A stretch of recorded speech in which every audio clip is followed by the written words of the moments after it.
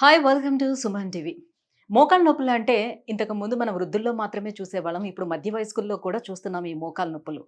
అయితే మోకాళ్ళ నొప్పులు అనేటప్పుడు చాలామంది థర్డ్, ఫోర్త్ స్టేజ్‌కి వచ్చిన తర్వాతే డాక్టర్‌ని అప్రోచ్ అవ్వడం అనేది జరుగుతూ ఉంటుంది. సో, బిఫోర్ మనం ఎలా ఐడెంటిఫై చేసుకోగలుగుతాం? అండ్ నీ రీప్లేస్‌మెంట్ సర్జరీ అనేది ఎవరికి అవసరం అవుతుంది? సో, దీనికి ఏమైనా ఎలిజిబిలిటీ క్రైటీరియా ఏమైనా ఉందా? సో, ఈ విషయాలన్నీ అడిగి తెలుసుకుందాం. మనతో పాటు ఉన్నారు డాక్టర్ పాల్‌వై ఉదయ్ కె. రెడ్డి గారు. Senior Orthopedic and Joint Replacement and Robotic Surgeon from Legacy Hospital, Madhapur, 100 Feet Road. Hello sir. Hello. Sir, మోకాళ్ళ నొప్పులు వస్తున్నాయంటే నొప్పి వచ్చిన ప్రతి ఒక్కరికి సర్జరీ అనేది అవసరం అవుతుందా? సర్జరీ ఇంపార్టెన్స్ ఎప్పుడు ఉంటుంది? నెవర్ అండి. అందరికీ replacement is never the solution. Replacement అంటే కీళ్ళ మార్పిడి. మార్చాల్సినంత అవసరం పడాలి. కారు టైర్ కంప్లీట్గా అరిగిపోయినప్పుడుగా మార్చేది. కొంచెం కొంచెం అరిగినప్పుడు మార్చంగా, ప్యాచ్ వర్క్ చేసుకుని వెళ్ళిపోతాంగా. Same way stage advance arthritis అంటే స్టేజ్ 3 and 4, యాక్చువల్లీ చెప్పాలంటే స్టేజ్ 4, కొన్నిసార్లు స్టేజ్ 3లో కూడా విత్ సివియర్ పెయిన్ ఉంటే yes we go with it. And of course only x ray is not రేడియాలజికల్గా మీరు చెప్పే స్టేజెస్ మాత్రమే ఎప్పుడు క్రైటీరియా కాదండి. పేషెంట్ ఏజ్ ఎంత ఉంది, ఓకే, సివియరిటీ ఆఫ్ పెయిన్ ఎంత ఉంది, వాళ్ళ లైఫ్ ఎక్స్పెక్టేషన్ ఎంత ఉంది, వాళ్ళ ప్రొఫెషన్ ఏంటి అన్ని చూసుకొని దెన్ సర్జరీ ఇప్పుడు are they fit or not, is the right age అని చూసుకొని చేస్తాం. ఇప్పుడు థర్డ్, ఫోర్త్ స్టేజ్లో ఉన్నప్పటికీ కూడా తనకి ఎక్కువ పెయిన్ లేదు, సో బాగానే నడవగలుగుతున్నాను అనేటప్పుడు తనకి కొంచెం రిలీఫ్గానే ఉంది అని అంటే ఓకే, సర్జరీ అవసరం లేదని డెఫినెట్లీ అవసరం లేదు కదా. అంటే కొద్ది రోజులు అలానే చేస్తూ ఉంటే మరి వెళ్లాల్సి ఉంటుంది కదా. సో పేషెంట్ కూడా ఎలా ఆలోచించవచ్చు అని అంటే ఈ స్టేజ్లోనే చేసుకుంటే అయిపోతుంది కదా, పూర్తిగా అరిగిపోయేంత వరకు నేను ఎందుకు వెయిట్ చేయాలని అనుకోవచ్చు. అవసరం పడదేమో. వాళ్ళు ఒబీస్ లేరు సపోజ్, ఓకే, థిన్ బిల్ట్ ఉన్నారు అండ్ ఫిజికలీ యాక్టివ్ ఉన్నారు, వాటర్ ఎక్కువ తాగుతున్నారు, ఓకే, ఆయిల్ అండ్ సాల్ట్స్ తరిగితే ఎక్కువ తినట్లేదు, professionally some job holders and age కూడా జస్ట్ 50-55 ఉన్నారు అండ్ పెయిన్ సివియర్గా లేదు, why go with it? You can wait.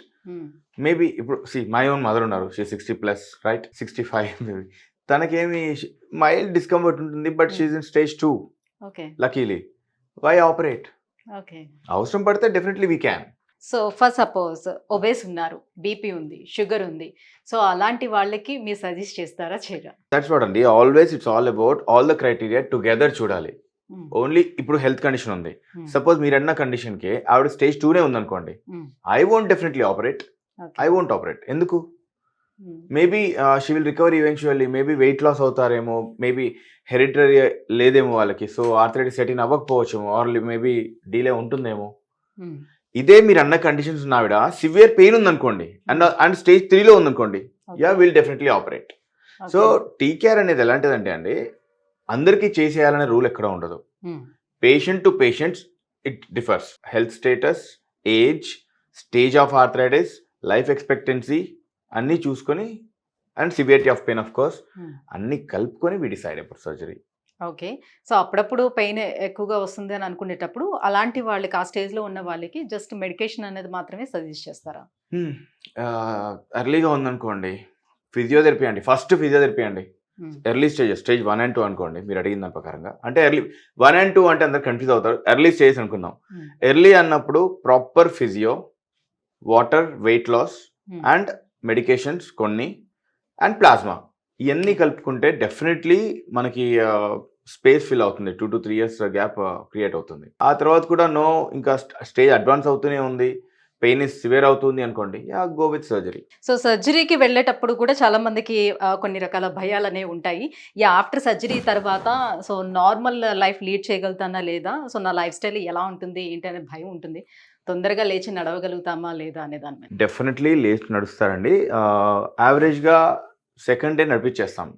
Replace అయినప్పుడు నీ అయినా హిప్ అయినా యావరేజ్గా కొందరైతే 1 dayలో నడిచేస్తారు.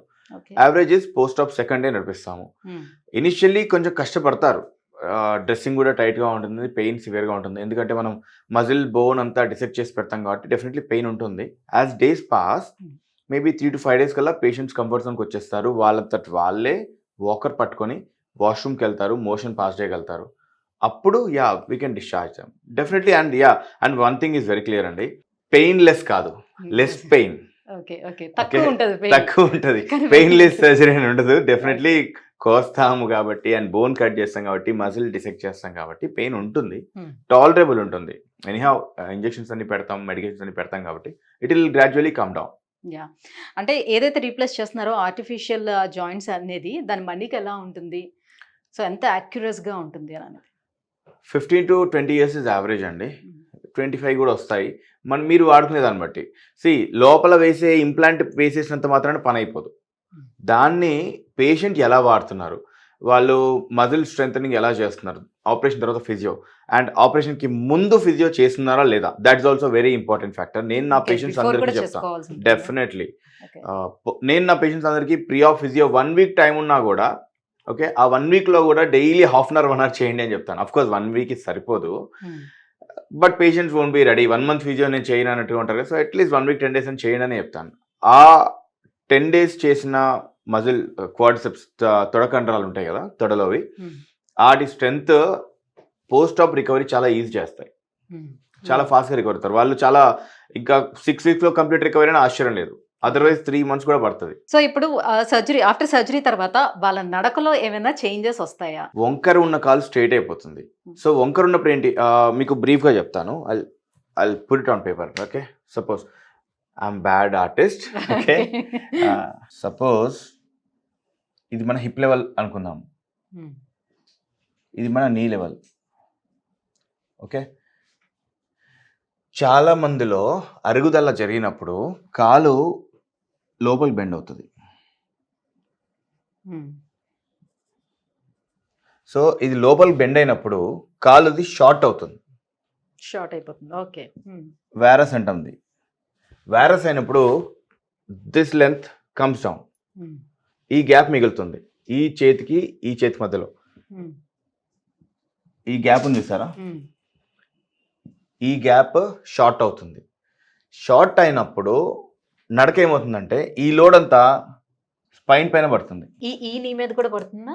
ఈ నీ మీద పడుతుంది, ఫస్ట్ స్పైన్ పైన పడుతుంది, తర్వాత నీ లోడ్ అవుతుంది.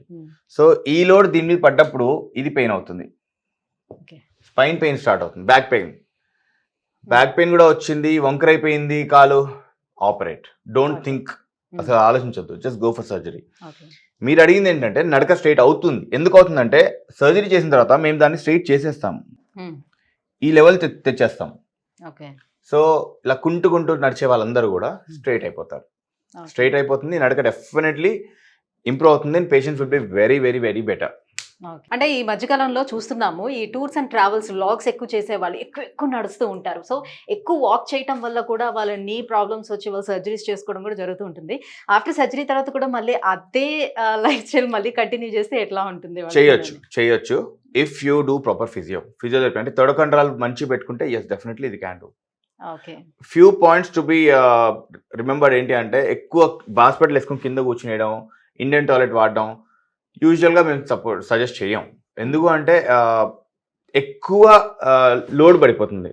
మనం ఈ యాంగిల్ పెట్టేస్తాం అనుకుంటాం, క్రాస్ లెగ్ కూర్చునేసాం, అప్పుడు మెటల్ ఇంప్లాంట్కి బోన్కి మధ్యలో ఇంటర్ఫేస్ దగ్గర స్ట్రెస్ ఉంటుంది బాగా. ఆ స్ట్రెస్ వల్ల ఇంప్లాంట్ కొంచెం చేంజెస్ డిస్లొకేట్ అయ్యే ఛాన్సెస్ ఉంటాయి, లేదా ఫ్రాక్చర్ అయ్యే ఛాన్సెస్ ఉంటాయి అన్నమాట. So we avoid that. So దీంట్లో సక్సెస్ రేట్ ఎలా ఉంటుంది? అంటే ఆఫ్టర్ సర్జరీ తర్వాత కూడా ఇన్ఫెక్షన్స్ అలాంటివి వచ్చే ఛాన్సెస్ ఏమైనా ఉంటుందా? ఇంతకు ముందు ఎక్కువ ఉండేవి, లాంగ్ బ్యాక్ ఒక 5-10 years బ్యాక్ మీరు అడిగింది ఎస్ ఉండేవి, ఈవెన్ ఐ సా దాట్. ఇప్పుడు ఏం లేవండి. Now the advances are very much వచ్చేసినాయి. ఇప్పుడు ఇంప్లాంట్స్ కూడా చాలా వచ్చేసినాయి. అడ్వాన్సెస్ అన్నీ వచ్చినప్పటి నుంచి అయితే మీరు అన్న కాంప్లికేషన్స్ అన్ని చాలా తగ్గిపోయినాయి. ఇన్ఫెక్షన్ రేట్ ఎస్ ఇంతకుముందు ఒక 10 years బ్యాక్ 1 in 100 ఉండేది, ఇప్పుడు హార్డ్లీ 1 in 300-400 కూడా రావట్లా. ఫెయిల్యూర్ కూడా తగ్గిపోయింది. డిఫరెంట్ కంపెనీస్ వచ్చేసాయి, డిఫరెంట్ టెక్నాలజీస్ వచ్చేసాయి, and so now it's totally advance. And of course robotic is taking over eventually.